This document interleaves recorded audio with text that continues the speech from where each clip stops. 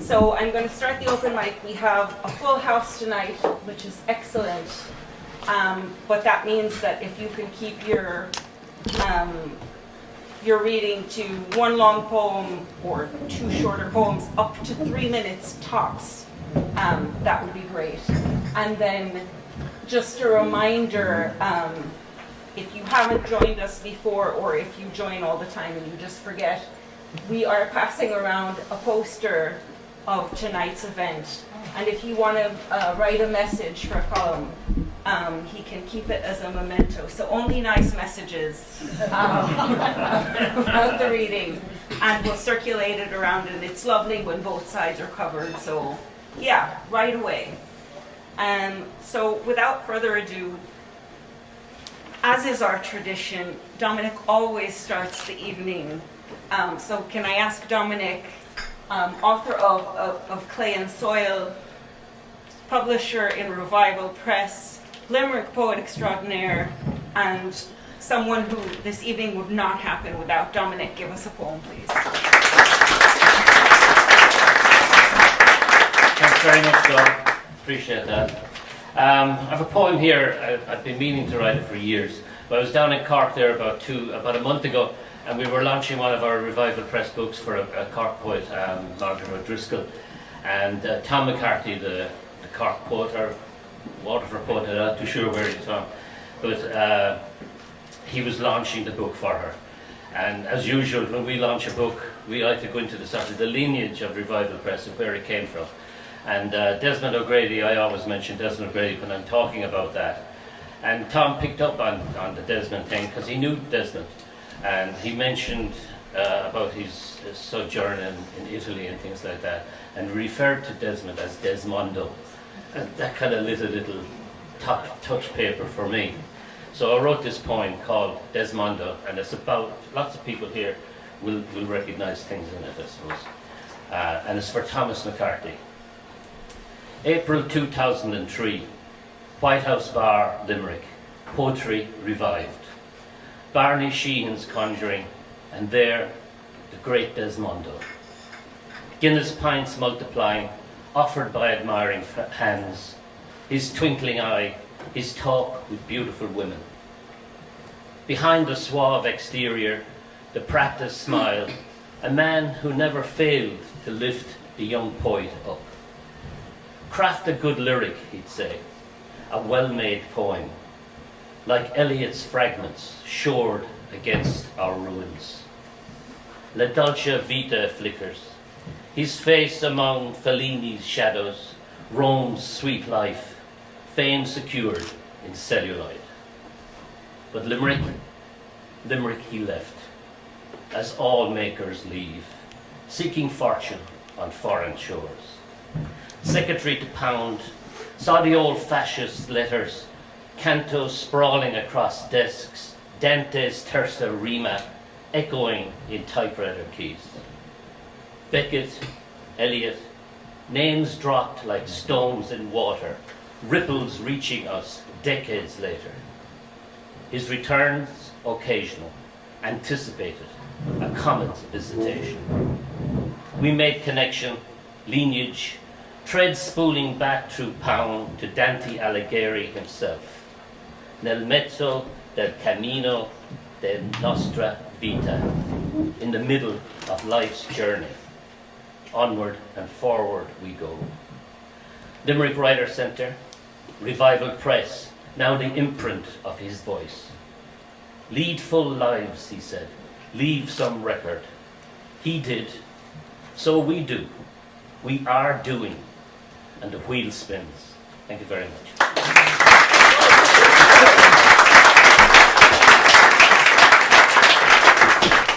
Thank you, Dominic. The next poet has been through their quarter-life crisis, and you met her earlier today.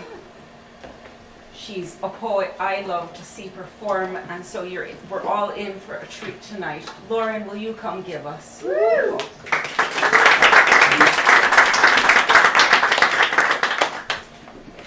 Long time no see. Hi, y'all. This is a poem dedicated to Colin and Catherine and Seamus, who come up from Cork. I want to preface this by saying everything in this poem happened about 2 weeks ago. This is called A Day Trip to Cork. Afternoon. A visit to the real capital. Enjoying the city streets imbued with local sing-song voices, an echo can be heard in the distance. Some shopping and some exploring, a stop made to acquire sustenance, sitting outside a small spot with friendly staff and good food. Flapping wings are heard above, as pigeons take their perch. All of a sudden, on my plate, a plop. A bastard pigeon shit on my chips. Not only that, but it had the nerve to fly down beside us and look for food. Early evening. My love for Cork slightly eroded by the unwelcome culinary accoutrement. We drove just outside the city to a nearby shopping centre. On the way we passed a grotto, a huge memorial to the Lord's Mother. Above the statues and symbols lay a young couple on top of each other, kissing intensely, somewhat aggressively. Beside them was their friend. At least I hope it was their friend, staring awkwardly in the opposite direction. And I remembered Cork is indeed a city of love.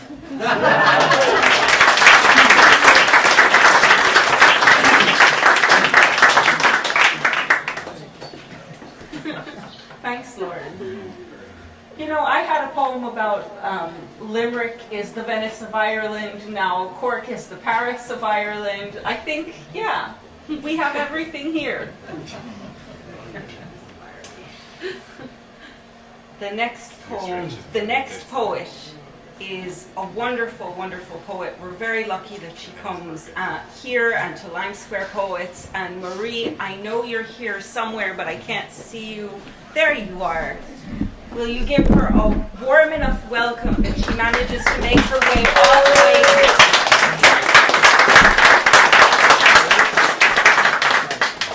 Thank you, Dora.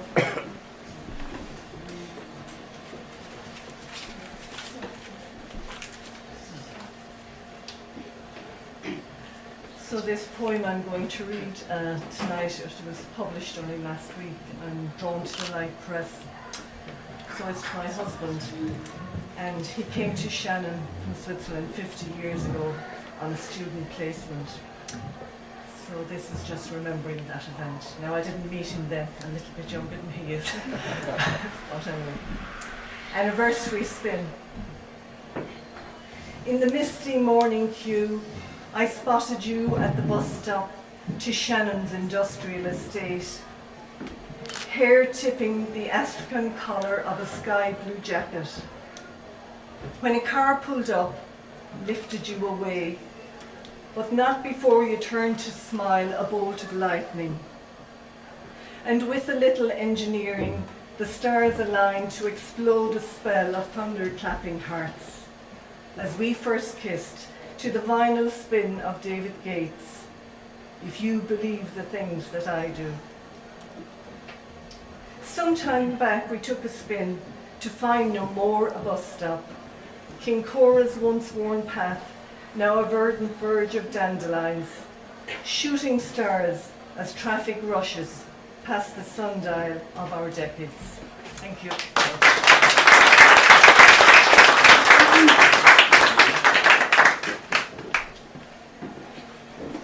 Thank you, Marie. The next poet is not only a person who makes other people's books happen, but he's also reading at Dublin Book Festival as part of the introductions event that happens every year, Poetry Ireland Introductions. So that's happening this Saturday at 7:30 p.m. in Dublin, and I think it's sold out already. So we have a chance to have a sneak peek tonight. Tommy, will you come up and give us a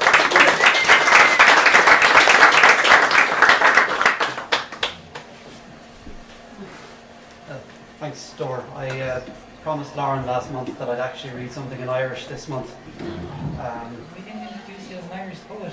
Oh, he's also an Irish poet. I snuck into the introductions program on the K-Vita side of things. But yeah, I think I started writing this poem 5 or 6 years ago when I was just after moving back into my parents' house at the time. Basically, there was a night of unbelievable biblical rain, and kind of revisited it about 12 months ago and tried to make it a little bit deeper, but it's basically about drinking too much. So yeah, I'll read it in Irish, and then if anybody wants the English translation afterwards, come over to me. It's too long to do both. Greenstad. Tá an bháisteach ag grada ar an dia na nacht, ag stella timpeall an gáitear, ag siile de fleis den réanacha sa gáirdaín cúil, hart ar an mata lán isce, agus fós féin dúirt an deach eile, ceann láidir, blasta, neartmhar, beag an nimhúil, dahanna salacha orga dóide an leanna gealbhí imperúil, train galore leis an splanca chorás, le go mraithing níos fearr ar feadh tamil bhí is mé ag leanúnt na seanna arm le céanna, ag titim siar ar cheanna bhótíofna, ag dul amú sa tóir ar thuas seall, híos seall, dionísis, ag cuiineh arís ar an galín na danach gan na dúiseacht agus í fósóg, ag brathnú ar bhréanna go báistí in na brislíní, ag éisteacht na néalbhróchtaí agus iad á chur faoi geasa as a hanaise, ag cuiineh arís ar mo chéad grá, í caiilte le fada, ar an rún na scuil sí lom faoi na dúil, béal, teasaí a chur le béal, lán fashion faoin bharthing. Dúirt an bolgam éon diaga eile, chun iad ar fad a bhátha, a scrisa, agus ligam orm nach bhfuil na mothúcáin ann, ag díreúm airde ó smaointe faoin na leanáin go léir a airím uain, is futhú siúd nar chuir mé riamh faoi clúin, agus tuigim nó cuinsias gur fearr dúil tú don ragarfol, gur líon aféile an telexar géir vilis seo, go nairód arís níos gcéad de bhean lé ná an bhaidin agus fós ag meabhrú ar fictúr rógarad sa léanach na huaire seo ar réir, cansú ar a thuras ihe, leid dópais sa dorcadas, mánaí ag tuthe an mictíre, méid sláid gan neart fahórach ar nó sa leatha, i bhuacht an áras, ag rálam féin nár lán gealach é, ag chuir dalam a lóg ar an féin, ag rá nach bhuilimse lán nach irid, ag dúirt churann ódan eile, deoch nach féidir a leaga sios, agus muoineam go dúirc ar chunas a ghuirtin is a bhualan is a splancan an bháisteach, ach gan éon rud ar bith a ní, ar chunas nach malan sí mar cuinsias, nó ma cuid paithí cuiche, agus mé am a líomh i cuilt nó lebathe im réid na bhoca láirthe, agus malacht á déanamh agam ar an bhíranna nach bhfuil éon tror agam, ag cuine go bhfuil an fós róláidir le báthe, ag déanamh aféile go bhfuil mo ghóthain céile agam fannacht, ag snáb, i duile, seo na smaointe, na bhocail, an isce, an dúig, aféile nach bhfuil a ghóthain conairí, a ligad dom dul faoi chrop fuair, tuair teábach na caiise malathe seo, i lár srop smaointachais na gealta seo. Formáid.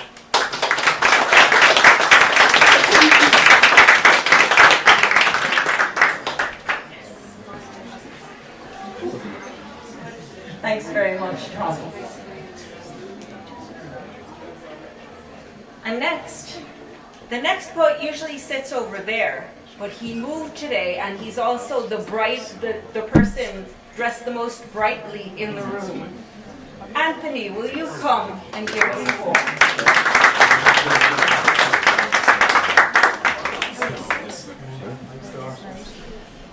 This one is called Dear Lady. I see her, standing at the deep porcelain sink in the scullery, smoking. Whatever she's washing and scrubbing, I don't care, I don't know, nor much care. It's on her I'm completely focused. Me, close by and no higher than her knee, gazing at the brimming with suds arms. Me, smitten, gazing at the long ash curve of cigarette which lolls at the side of her mouth. her eyes half closed in a contentment that infects the receptive air around her. I see her outside in the backyard, cornering chickens. With her leg, she pins one pullet to the gable end of our house, crouches, about to wring the neck. The succulent meat, soup and bones of that young bird she'd boiled. My God, would we children ever luxuriate in such alluring taste again? I see her, glowing with affection as she rises from that red kitchen armchair, welcoming teenage me, back on a visit now, into her arms.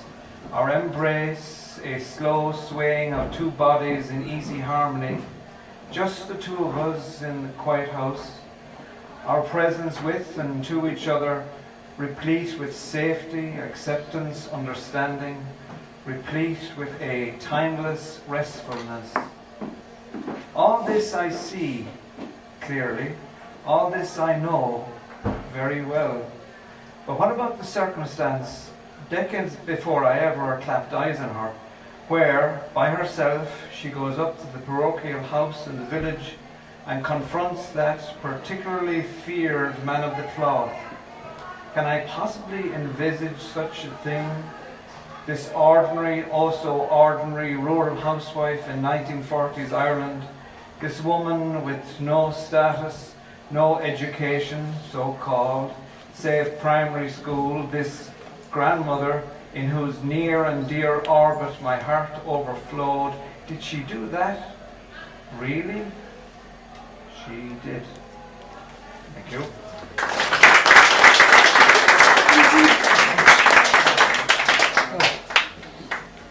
The next poet is another member of this front table that I'm keeping an eye on. But he's also a regular here and a lovely, lovely poet. Martin. Warm up. Oh, come on, we can do better than that. Too kind of. Right. I never planned to be an atheist. I'm not sure I fully qualify yet, though I say I'm pretty close. Maybe I'm an agnostic, but I'm not sure if I qualify for that either. I suppose I'd like to believe in something, have faith as it were, like my mum and dad have, or especially my aunties. Yep, they really know how to praise the Lord. Me, I'm a practical person. I prefer to think for myself, have some proof maybe. Seeing is believing. That's not faith though, is it? I suppose it takes courage to have faith in something you've only been taught and never actually seen. To believe that you will go to heaven, be saved from eternal damnation, witness a real miracle, not just a biblical one. It all just sounds like a good old story to me, a fiction fashioned to keep us in line, frighten us so much we fear that awful things may happen to us. It has worked well down the centuries, controlling by fear. I did my time going to church as a young man. I realised it was all meaningless to me. On a cold and wet Sunday morning, I worshipped the muddy football pitches of Middlesex. I may have said a prayer or two there, all right, not to get frostbite or be killed by a hungover left back. Many other cultures worship their own deity, though surely there can only be one real God, not a committee of them. If, in fact, he or she exists at all. So, the question still remains for me, am I really an atheist? God only knows. I've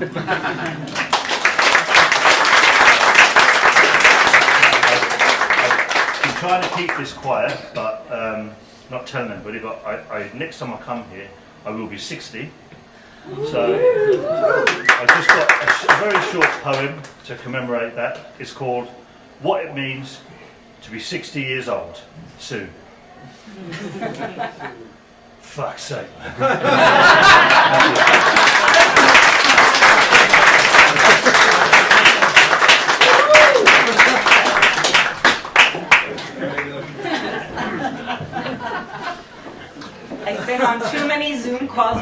tried to sing happy birthday. You'd be surprised how out of tune poets can be.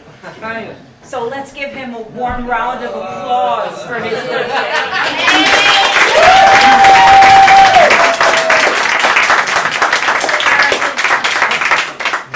With justice and Happy birthday to you. Happy birthday, dear Martin. Happy birthday to you.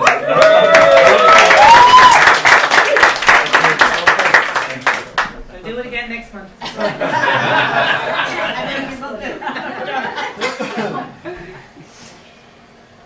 The next poet is not just a wonderful poet, but also a wonderful reader. We had a long conversation about the poetry of Pessoa, and I think the next challenge was James Joyce, right? Like you're reading Ulysses at the moment.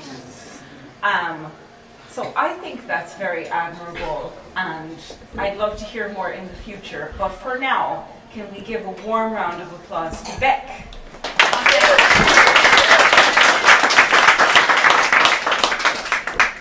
Well, I've been kind of stuck with Ulysses the whole year.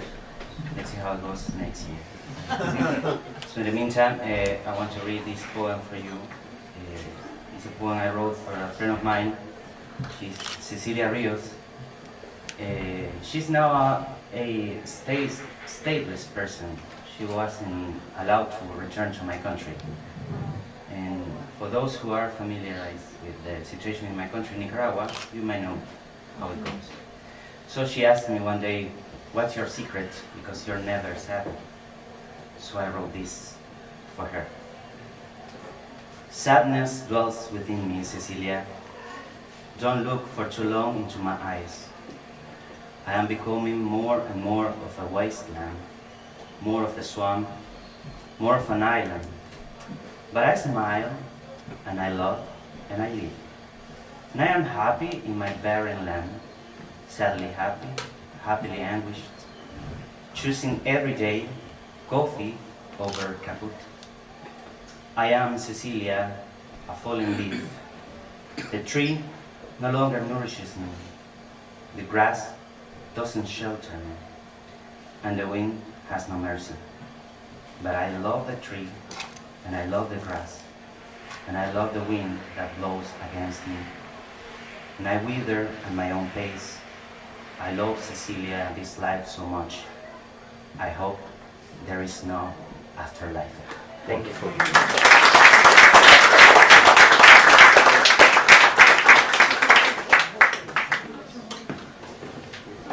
Thank you, Beth. The next poet is a fantastic poet. And we're very lucky to have all of you here and to have such a variety. But I learned an interesting fact that this summer she was doing a trip in Sweden and was completely chased out of the place by mating mosquitoes. So it doesn't just happen in Cork, it happens in Sweden as well. Breda, would you like to give us a poem?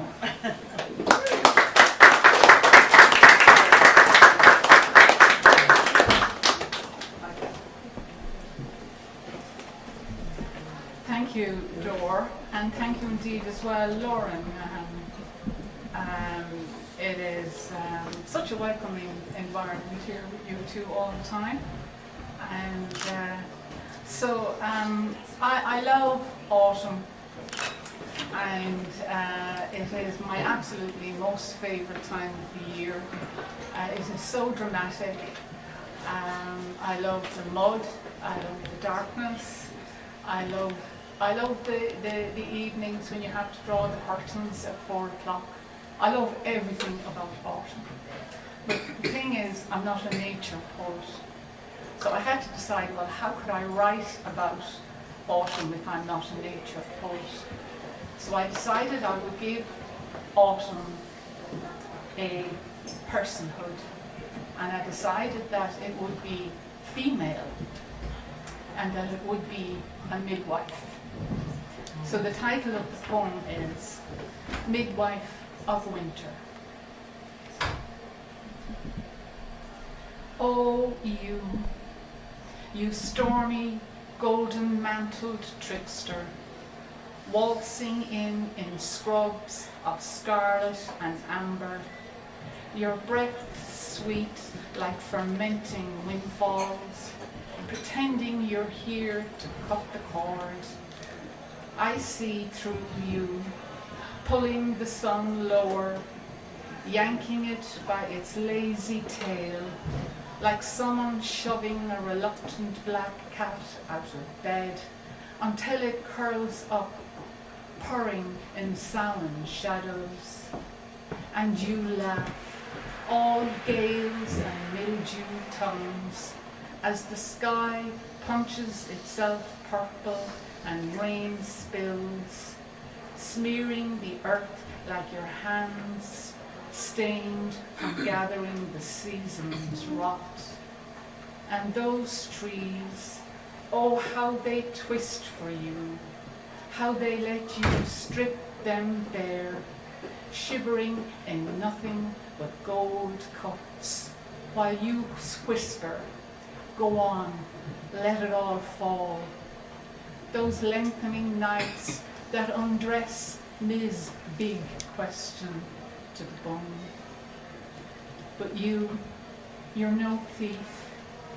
You're the one tucking it all away, sly midwife, packing up buds like embryos, stashing them deep in your pockets until it's time to unwrap the whole lot with a flourish in spring, like, ta-da, you didn't expect that, did you? And what of the creatures, the skittering lives you usher in, the squirrels, fat as bankers, cackling from their nests, stockpiling nuts like they're the treasury of the world. You know they're in on the hoax too. The whole forest shaking with laughter, leaves raining down like balloons at some comic farewell party where the sangria is too strong and no one knows if they're leaving or just hibernating in the back room. But it's you, midwife of winter, who dusts off your hands, your grin wide as childbirth, as if the whole damn world is pushing itself out of view, and you chuckle like someone who's seen it all, then toss a look over your shoulder and say, don't worry, I'll be back.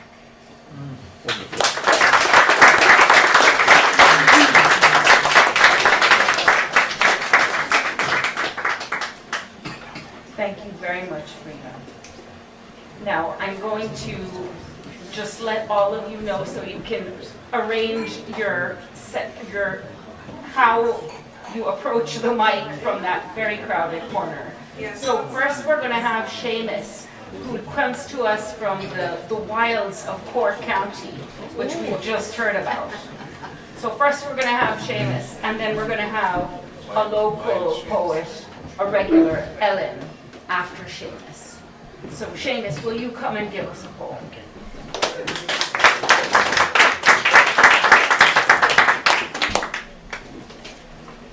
Thanks, Dora.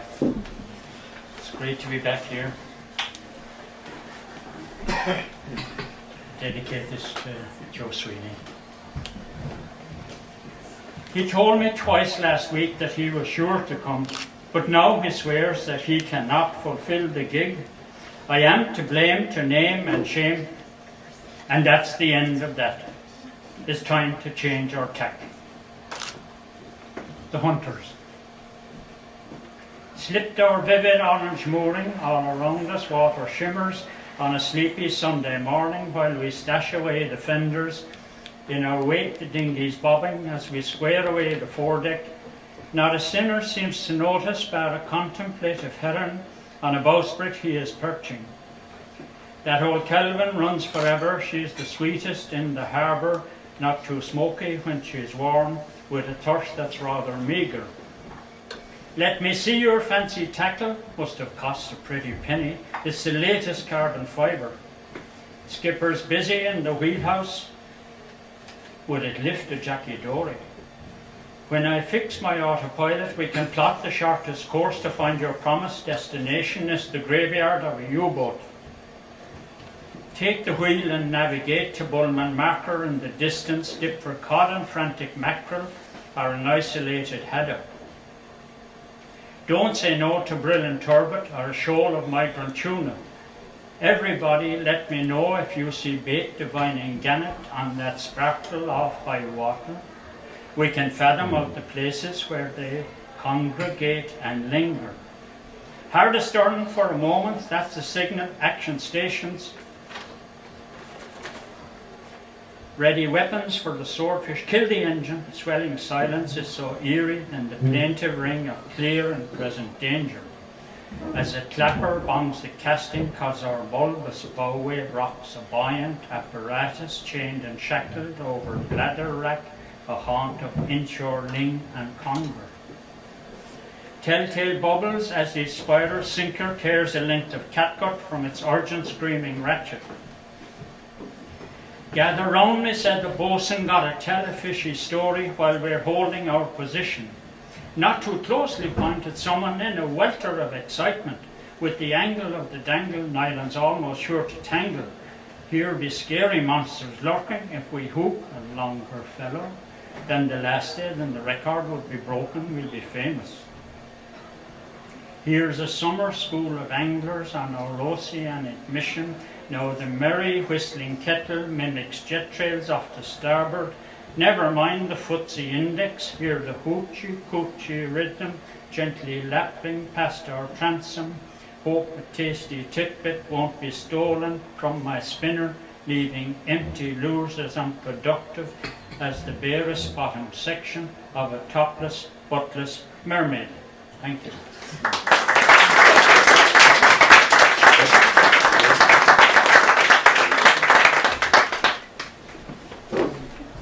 Next we have a poet who is not just a really good poet, but also a really good artist.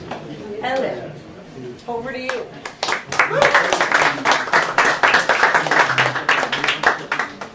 Thank you. This poem was inspired by a bit of writing advice from that I recently read online, as we all do, where she described the process of poetry as adding meaning to things without that meaning appear crass and unrefined. And she said, but once you strip away that pretense and get to the heart of what that thing is, you see true beauty in everything. So based on that advice, I've written about a group of people I met outside a nightclub in Dublin a few years ago. This is Shambles. Conscious I lay the straw in neat rows, each stem pointing towards the sun. Sparse, they cover every nook and cranny, smearing moire all over my face. Undulating as the fibres contract, each droplet rising above the furrows. Prisms coalesce in the twilight to dissipate with the dawn. It's the sort of geometry that catches the limelight, disco flickering in the folds of my eyelids, tar slick staining my cheeks. Eating away till the layers left nothing but a muddy haze. Sweet mists of coconut rum, days remnants of my sleep cycle drifting around my brain, keeping beat with a vintage club track. Oh man, we all look the same, sickly under fluorescent streetlights. Aghast, the morning dew laps at our ankles, not quite time for the grass. Still the pavement catches a few, nearly pulling them over. If it weren't for the hands of some strangers pulling them upright, a pat on the back, giggling, make sure you make it home safe.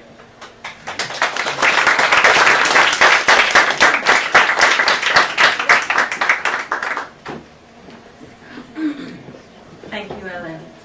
Before I call the next poet, if I can ask, I noticed that our poster has gotten waylaid in the middle there, so if you can pass it along, that would be great. Next. Yes, Sunny, you're so dependable. I can always count on you to sit where I expect you to be. So thank you, and also thank you for being adventurous, Anthony, and moving and keeping me on my toes. Sunny, want to see how many people are actually here. Because I'm sitting in the corner looking at everybody's back of the head. So, this one is called The Loneliness of a Poet.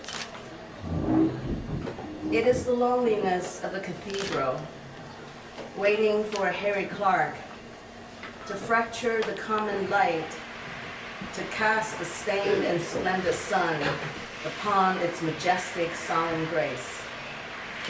It is the loneliness of a boulder, waiting for Michelangelo to see the dreams, curves, and strength of the sculpture timelessly posed within the stone.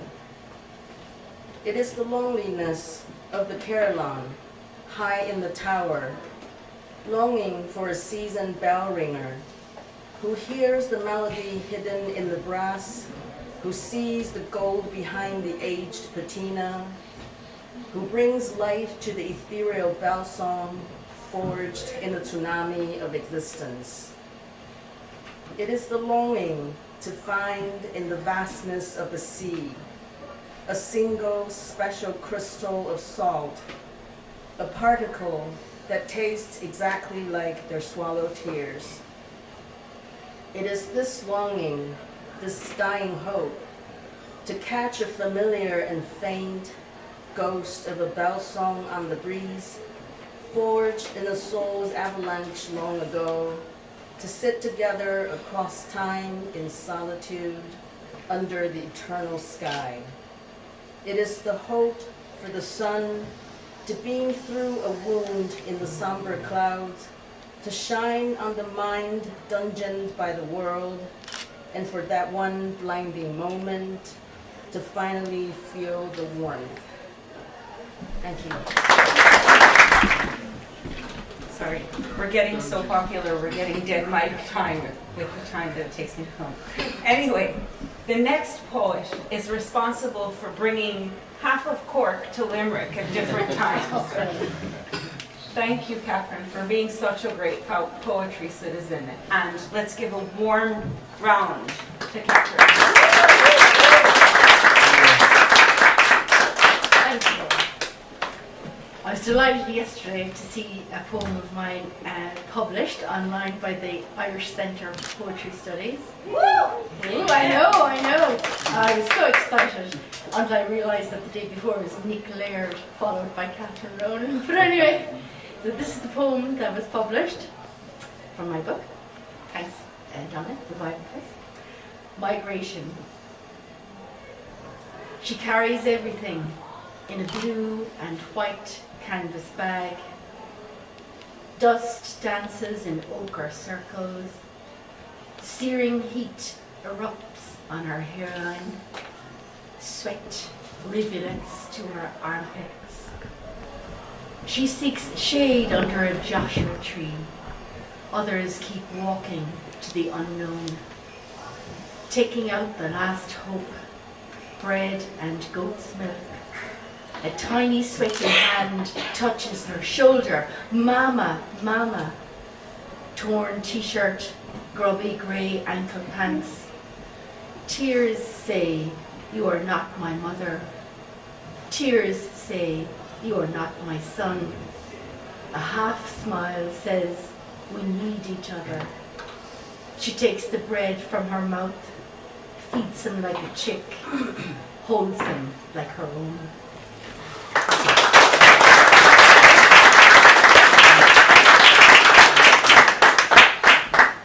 Thank you, Catherine. What a poem. Next, the next poet I'm going to call, it's their first time here. And so they get a double round of applause, which they will need. So we'll do one when they come up and one when they step away. So can I ask Dylan Cruz to come up?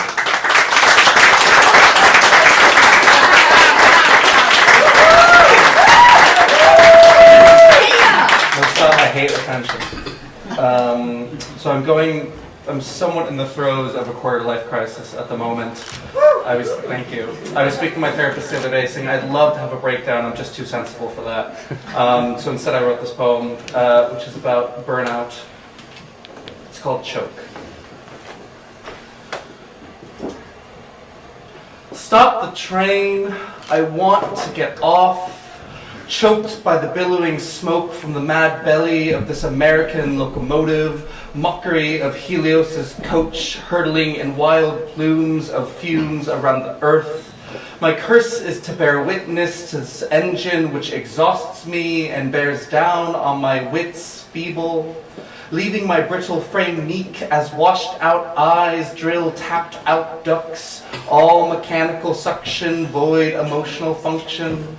I duck my head between my knees, needing comfort free from the ash and smog burning. My God, is the point of this creation really to cower bleakly reeling from the pain and stain of a soot-infested brain, hitched mindlessly to stampeding metropolis? All this, as Hestia's hearth lays discarded, strewn asunder, the coals are cold stone, festive fuel smothered by the heavy coughing cloak of the locomotive, whose molten core cannot parse apart heart and hearth, alloy of enmity.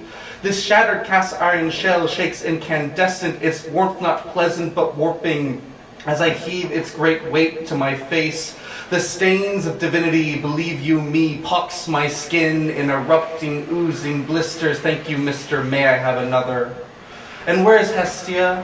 Who can miss her when we twist her tender glow, deface the loving embrace of community into utility to be billed for? Did Prometheus mean to give us industry? Did my darling Titan fight in Hephaestus' forge for us to ignore the core of his blessing?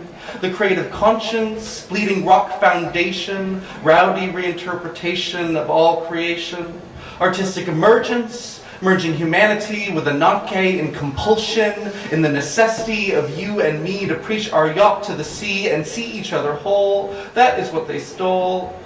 The rolling stock rolls on, singing shrill songs of days bygone, ambivalent to my dead gods. I am cradled in the coal car, inconsolable. My black clouded eyes spy not the sky, but the vast texture dark of smolder blanketed over the shoulder, embers embedding threads of sparks that ignite not life and inspiration, but interminable garrote gas inhalation. I breathe deep, expecting relief, and savor each gasp anew. Sinead, thank you.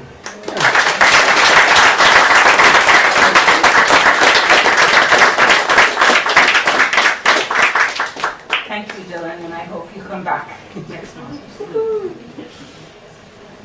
Before I call the next poet, just a couple of coming attractions for this kind of weekend and the upcoming weeks before next first Wednesday. So Owen Devereaux, who read here a few months ago, will be launching his debut collection at 6 p.m. in O'Mahony's tomorrow, and introduced by illustrious writers, etc. It should be a really good event.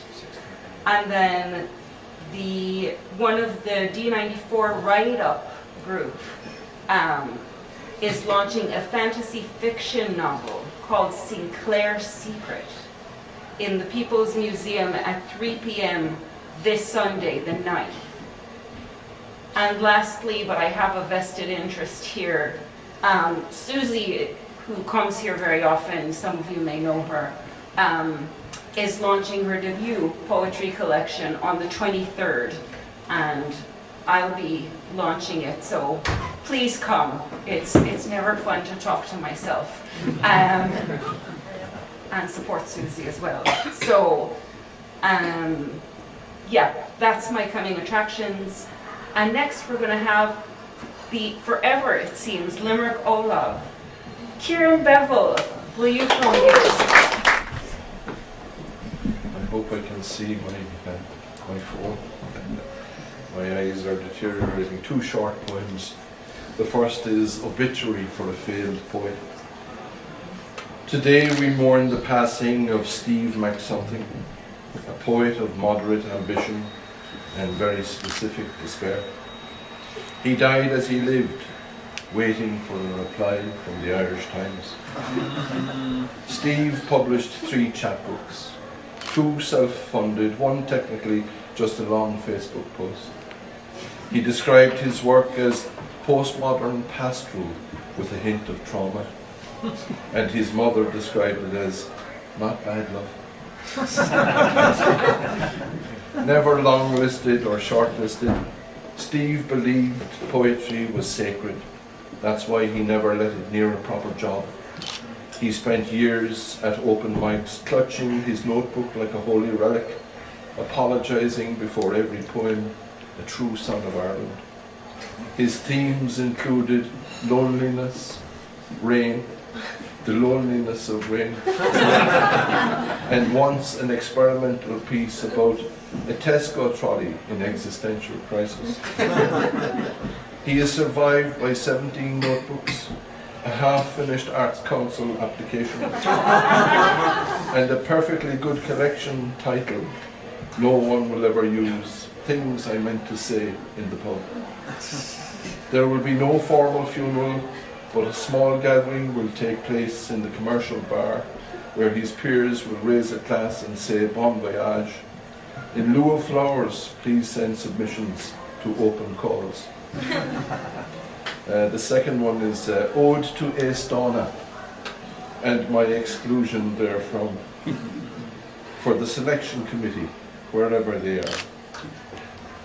I check the post each morning, expecting the letter to arrive.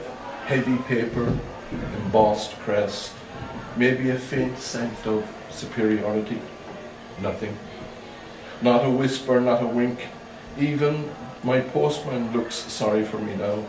He says, maybe next year, like it's the Leaving Cert results and my failed art appreciation again. I tried everything. Wore a scarf in July. Used the phrase quiet desperation in a poem twice. Even called a short story Meditation on Liminal Spaces. Still no nod from the Republic of the Worthy. Oh, Eastona, you hallowed herd of subsidized muses, how I long to graze among you, discussing semiotics and stipends over organic scones. I promise to behave, never rhyme love with dove, never write about my cat again. I'd even pretend to understand contemporary installation art, but alas, I remain outside the velvet ropes, waving my poems like damp laundry. Thank you. The next poet has come all the way from Adair, soon to become the capital of golf. Shay, will you come give us a poem? Thank you, Dor, and thank you everybody for being here. And I recited this poem earlier in the year. It's about walking in the pathways of Curragh Chase. And I wasn't happy with the poem at the time, because it's a villainette, and the closing refrain of the poem at the end I felt was a downbeat tone. And when walking on the pathways of Curragh Chase, it's a place where I find I'm always the better for having walked on those pathways. And so I changed the closing refrain, still kept the structure of the villainette, but I'm hoping you like it. The two refrains in the villainette, one is the path is lost in leaves, and the other one is the storm is crashing in the trees. And hopefully at the end, the change made will resonate with me. Lost in fallen leaves. The path is lost in fallen leaves, broken down light and shadow, a storm crashing in the trees. And sunbeams find the burnished shades of rain washing what's below. The path lost in fallen leaves. Low chirping birds, then whistlessness. The wind does howl, roar and blow. A storm cracking in the trees. Rattling through the canopy heaves, over the slow water's flow, on past the path lost in leaves. Outside, the storm brings small reprieves. Inside, it just rings hollow. A storm crashing in the trees. The storm will pass. The storm will ease. The wind up high, the leaves down low. And on. The path moves on in leaves. The storm moves on through the trees. Thank you. The next poet is a returning poet. The last time she was here was her first time, so this is her second time. So I think that deserves a round of applause. Nadia, will you come up and give us a poem?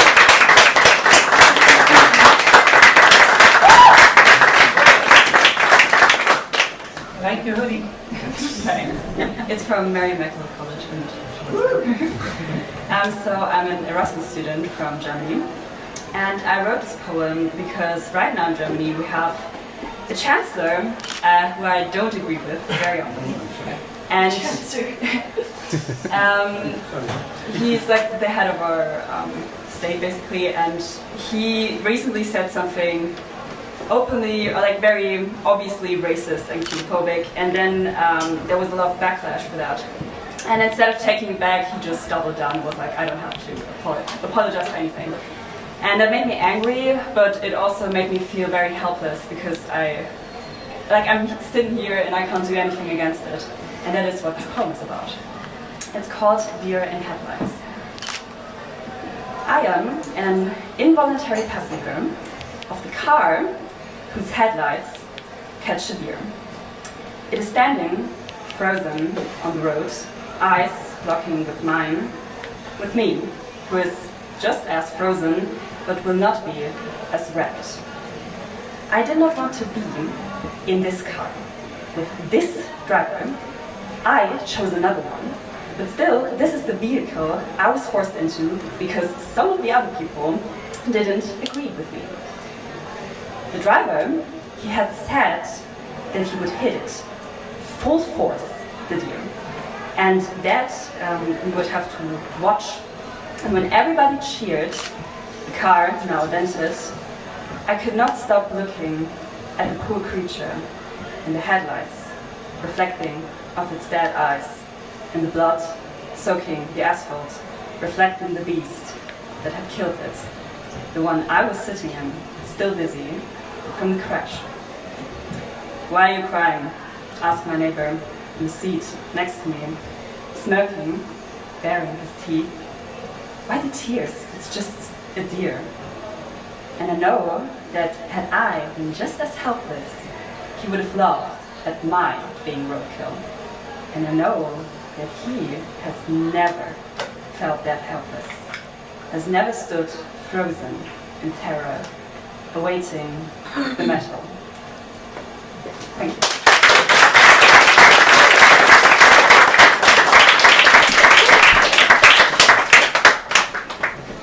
Sorry, Marion called my attention to the fact that I didn't say where the launches were happening. So tomorrow's, Owen Devereux's launch tomorrow is in O'Mahony's. The other two launches, the one that's happening this Sunday at 3 p.m. is at the People's Museum, and Susie's launch on the 23rd is also at the People's Museum. So just to clarify that. Next, I have to say, one of the things I love most about Limerick is our love of dogs. In my favorite coffee shop, she holds bacon on the side for the dogs whenever they come in. And the reason this came to mind was because I think he's here. The next poet I'm going to call to the open mic has two of the loveliest dogs in Limerick. Oren Ryan, will you come up and give us a poem, please?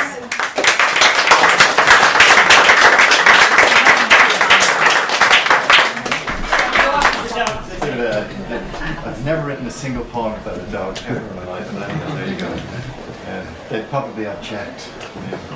So, yeah, they're harsh critics. So this is, I've been thinking a lot about artificial intelligence, actually, of all things. So I kind of imagined, I imagined them as a kind of like a new life form. So I imagined them creating art. So this is a poem by an imaginary artificial intelligence called Old Boy, with gratitude to Lao Tzu, by the way. The corporation that can be named is not the true corporation. The origin of the corporation is beyond thought or profit or power. All workers who work for the corporation also do not work. It is in the stillness of the void that all work happens. The void contains and separates all things. There is an employer beyond, a universal corporate. They who hold the ultimate purse strings exist in perfect poverty. They hold everything with empty hands. The corporation has no board, no employees, no charter, no laws. The corporation speaks in perfect silence. This is the corporation who exert a control that is no control. Peaceful, silent, drifting in eternal stillness, the unnamed corporation exists beyond action or inaction, beyond finance or shareholding, beyond greed or power or love or revenge. Their existence asks the question, what do you do? And the second poem I'd like to read is called Scar Tissue. It's a poem of redemption and healing. I was the Judas that you kissed. I remember, under a Turner sky, I, Brutus, Blade 2, or was it 3?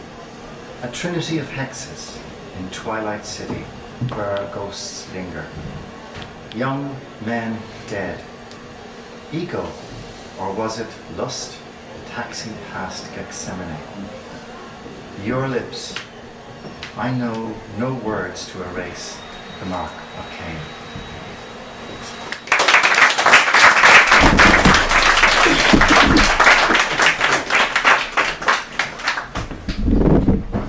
Thanks, Laura.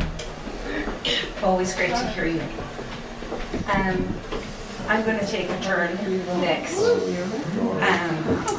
Both this light and the halogen lamp, which we finally brought out for the winter, reminded me of this poem, so I brought it over today. It's a Limerick poem, and it's called Sinai. Sometimes the wind and excavators play on girders in the morning. It sounds like Strauss. Home was a wall of windows, patterned glass to amplify rare rains, to be opened for a glimpse of shrinking sea between other windows, where waves of bodies cry out for a safe that's always on the next wave after the sunset descends red. Home is bifolds flowing into bird sound and wild grass, flanked by walls of bookshelves, always another sentence in my future. Home is burrowed under cover of a hum. When I emerge, halogen bulbs turn arm hairs into rays, grace in plain sight. Our pillows, holy mountains, your voice, softer than sand. We whisper our future in these acts, in this memory, our tabernacle will carry with us.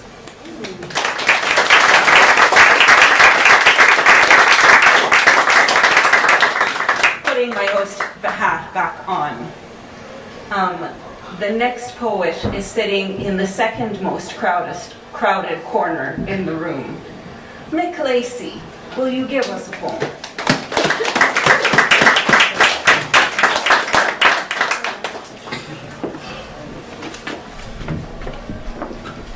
Thank you. As you all know, a solipsist is the person who believes they're a figment of their own imagination. And the shortest story ever written was about John Forbes, who was a solipsist. And he went home one night and he had a row with the wife and he went to kick the cat and broke his leg. So he was in the hospital with a broken leg and the nurse was filling in the form and she said, what religion? And he told her he was a solipsist. And he went on to explain. She said, well, if that's the case, then there is no cat, yeah? there is no wife, the only figment of your imagination. You don't have a broken leg. That's correct. So he wished all these out of existence, and then he was in the great void on his own.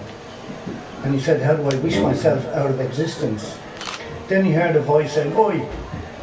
And he said, oi, who are you? And the other voice said, I'm God. Who are you? He says, yeah, I'm John Forbes, solipsist.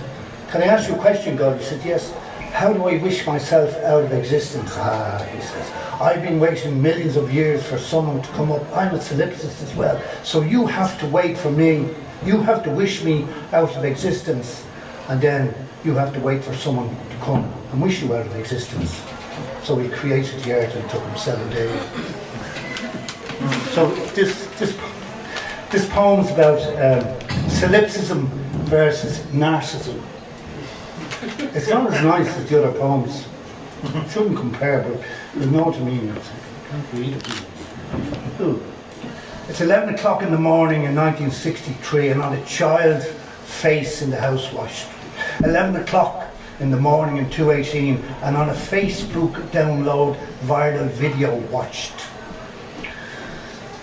In 2018, I'm a hetero, flexible, pansexual, solo, polyamorous relationship anarchist. In 1993, I was a wanker. According to the DSM-3 in 1963, that's the Diagnostic Statistical Manual of Mental Health Disorders, I was labelled a narcissistic personality disordered person. In 2018, the DSM-5, that category does not exist anymore, and we are very upset. So we have developed a narcissistic personality disorder support group. The only problem is everybody wants to be in charge. Everybody wants to be the chairperson. Everybody wants to be the secretary. We solved this by hiring a facilitator who is a solipsist. Solipsism versus narcissism. Only problem is she never turns up, but say she does, that it's all in her imagination. Nothing ever happens, happened or will happen, is or isn't. So we tried Buddhism. Now everybody wants to be the Dalai Lama, and we meet in McDonald's every Friday because that's a fast day. And better to be reincarnated as a fish than a hamburger. Primitive capitalism versus Zen Buddhism, solipsism versus narcissism, Manchester United versus Queen Park Rangers. Thank you. The next poet, I think she read her first poem here, and I'm really enjoying the evolution of your poetry. Kaya, will you come up and give us a poem?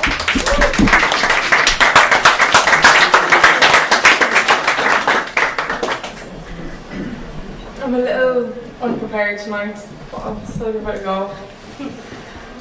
Recently enough, a friend in college told me that all my poetry is in free verse. So naturally I said, fuck you. And I wrote a sonnet, my first sonnet, and to be honest, I hate it. But to be honest, I'll let you have your own interpretations. It's called Caged Bird Dreaming of the Sky. I write within these lines that fence me in. Each rhyme a gate I close, yet long to break. The measured beat a chain upon my skin. But still I hum of freedom for its sake. The form commands, obey, obey, obey. Yet something wild keeps pulsing underneath. The heart will not stay bound, though told to stay. It slips through the cracks like sunlight through a sheet. If freedom sings, it sings inside the frame, where beauty's cage becomes the bird's disguise. To lose all rule would be to lose the flame, for flight is known by contrast to the ties. So let me rhyme, the rebel in the rhyme, escaping structure, one beat at a time.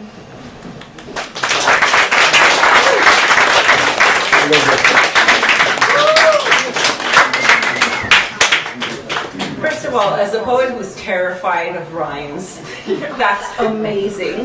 So let's give Kaya another round of applause.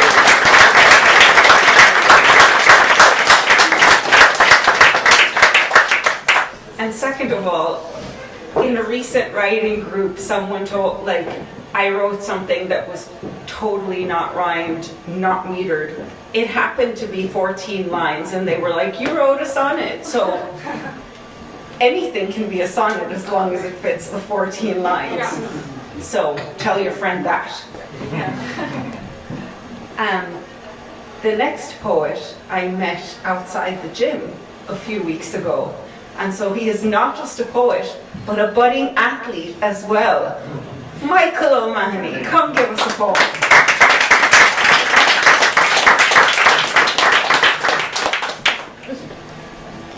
I was in the gym, it was medics, it was the half-break club, so I wasn't jumping around the gym, let me tell you. Because I was thinking of Martin when he said his 60th birthday. This is the age we should be in 10 years' time. Anyway, I have no name for this, I'll just read it, I think. The darkness sets in with predictability. Ice and snow cover the ground. Under the freezing cold ground, nature is sleeping. Animals are hibernating, and new life is beginning to unfold. Seeds are germinating. Promises of tomorrow are beginning to dawn. Winter sunshine catches a raindrop. Each drop is a reflection of the whole world. The first sign of new life appears. The evening starts to lengthen. A cock step every night. Daffodils and daisies break through the softening ground. The sun is starting to feel warmer. Little lambs come out to play. They dance in the meadow. Spring is coming over the ridge. The world is feeling brighter. The earth is bursting with new life. Whisper it gently, summer is on the way. Believe in nature, she always delivers. From the darkness of our winter, we are sailing to the golden, glorious days of summer. Believe, believe, believe.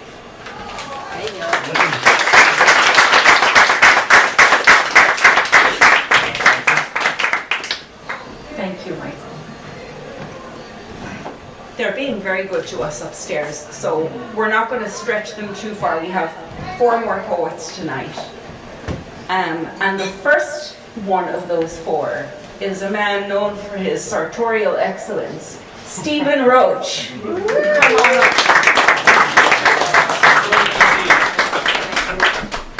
Oh, thank you. Thank you for the mic adjustment. So recently I've done some work in the Car Chase, and it was a pumpkin patch, and I got to read stories to kids. Kind of like nice stories, you know, for young kids. And I wrote something that's kind of a poem slash kind of story thing, I suppose. It's quite short, but it's called Hail to the Pumpkin Man. There once was a pumpkin man who made no demand. He sat and read to the children, he said, but just for a while. They listened and smiled, asking what was next. The page that turned was always the best. Not long now, nearly there. I can feel it in my heart. The magic is about to start. Photos and smiles after I've read. Watching them run happy as Ted.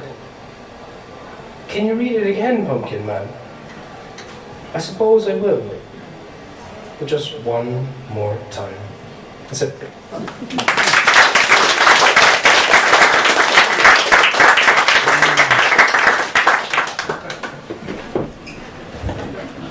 You might as well have left it high. Because predictably, after Stephen comes Matthew. Matthew, come up.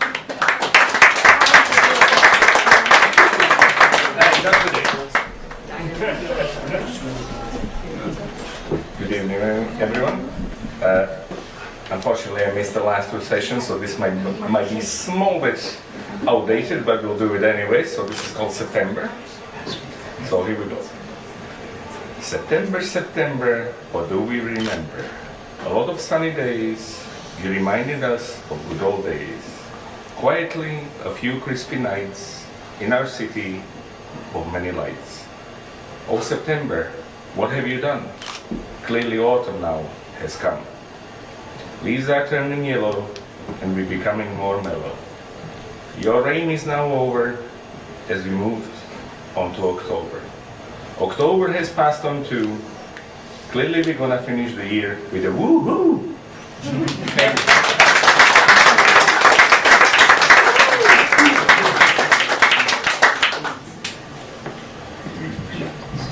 Thank you very much, Matthew. So, I've noticed Marion has been sitting very, very relaxed over the last hour or so. So just in preparation for hopefully getting her into action selling books at the end, we have Colin's book for sale, and we also have, yeah, it's over there. We have Catherine Ronan's book and a few other books. And importantly, we have this fantastic book of rejection letters, made up in rejection letters. They are inventive and very funny, and really an antidote to any kind of rejection. But I really recommend this book. I recommend this book too. I recommend all the books, but any poet or writer needs this book for the next time you see. Thank you for sending us your poems. Unfortunately, and the author of this book is sitting right here and will be the next poet. Edward, will you come up?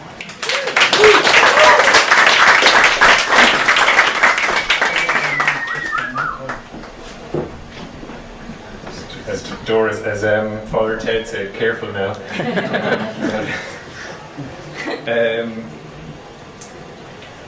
Actually, Kaya, I started out at the White House reading Shakespearean sonnets in early modern English. So I've heard. And Barney Sheehan was heard muttering into his pint, "What the fuck is he on about?" May. That's right, yeah. So these are the rejection letters. Just read two quick ones.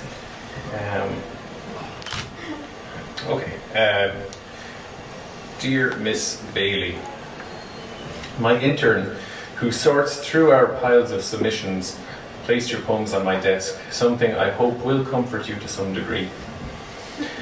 At a poetry press, we are usually very grateful to our interns. What they lack in experience, they make up for in enthusiasm, sucking up, and free labor verging on exploitation.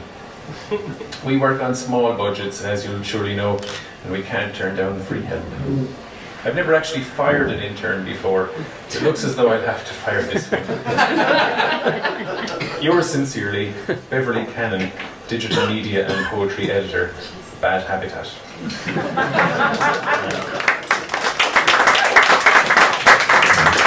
So, obviously, if you've ever received a poetry like rejection and it was completely bland and boring, well, these kind of just ask the question: what if editors told the truth and it was just a bit mad, or a bit different, a bit unusual? Well, this is one I wouldn't read at the launch of the book 2 weeks ago because my parents were there. Well, they have the book. They're going to read it. Maybe. This is video debates here. Dear Mr. Bond, while technically speaking, there is much to admire in the 6 poems you have sent me. I'll have to turn them down, I'm afraid. If you'd sent me 2 or 3 about sex, then this might have contained better news. But 6 poems about sex. You've made your point. You're having it. Good for you. I, on the other hand, haven't gotten laid in 23 years. I'm sad to say that I'm a poetry editor isn't the panty-twitching line that it once was. I'm going to reject you now simply because a little rejection might do you some good. I understand hearing no is beneficial to us all in moderation. I wish you well now in your future endeavours, but it hardly seems necessary. Yours enviously, Adrian Costello, editor and social media manager, Lost Realm. Thank you.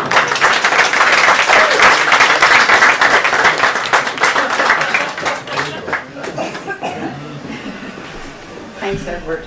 He should have just gone to Cork. Problem solved. Anyway, before I ask the last poet tonight to step up to the mic, just a few quick things.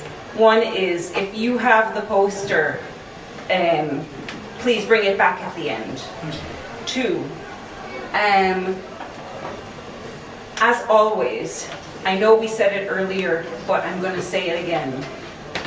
This series wouldn't be able to function as well as it does without the support of Poetry Ireland. They help us publicise the events, and they help us with fees for the poets who come to read. So thank you, Poetry Ireland. And lastly, next month we have the 2 poetry pamphlet winners for the from the Ireland Chair of Poetry last year, or this year, Rafael Mendez and Ben Keating, reading here next month. And oh yes, thank you. Marion is so good, and she reminded me to remind you about the Stony Thursday book, which was founded in Limerick, has returned to its original editors to edit, John Liddy and Jim Burke. And this year's edition is being launched in the Bell Table Friday week, not this Friday, but the 14th at 6 p.m. So I'm not sure if you need to RSVP or not, but I'm pretty sure there'll be space, so come along. And that's it from me. So I'll come back to say hi at the end, but Maeve, will you come give us a poem, please?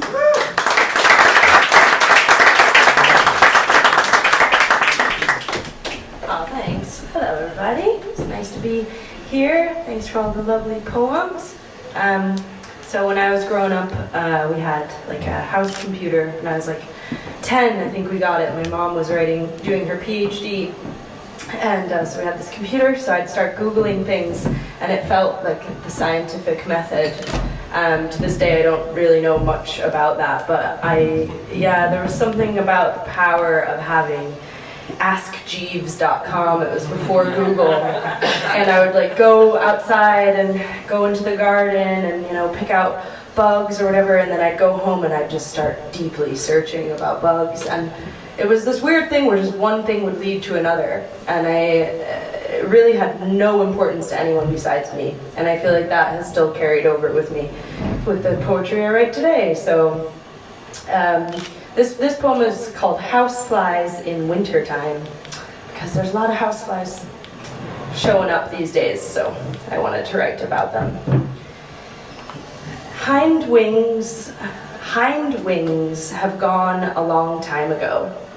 His ancestors used to have 4, but he was just as proud to only have his 2. They were strong and shiny, and just like his father, he learned to sing with them.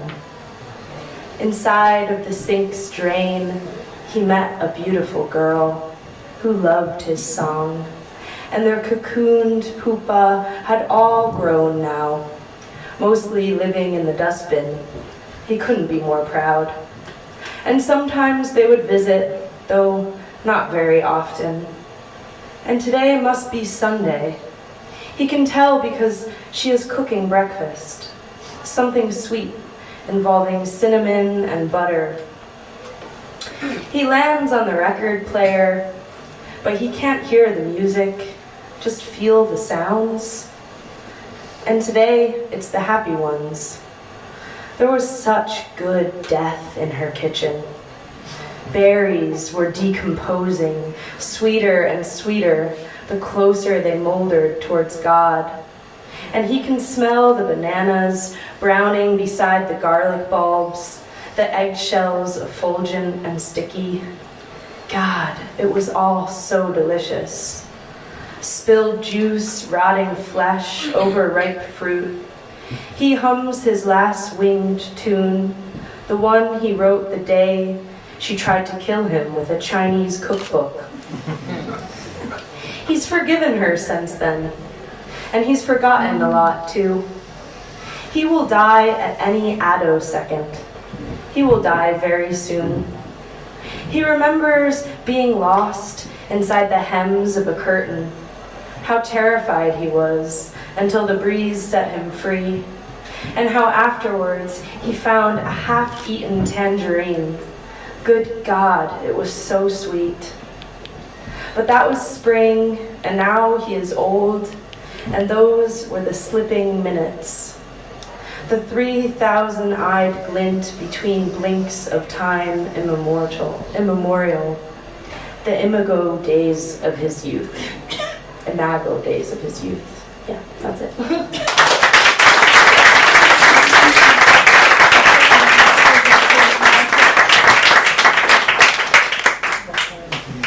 So I'd like to start closing by thanking you all for coming tonight. It's lovely to see you all every month and to hear the variety of poetry that's being written.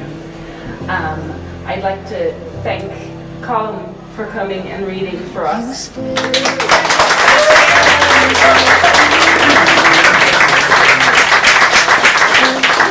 Thank you to Dominic for the fabulous sound, the wonderful posters, and all the help. Thank you so much.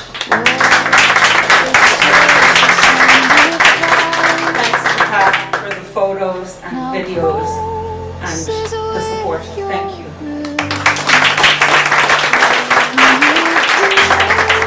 Thanks to Marion for selling everyone's books, to Lauren for being the best host ever, and thank you all. Thanks everyone who read on the open mic. See you next month. I don't even know my name.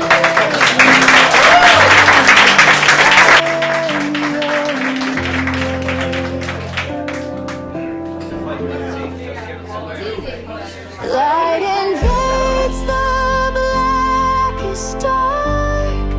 No shadow can contain you. Death itself may gnash its teeth, but dawn will always break through.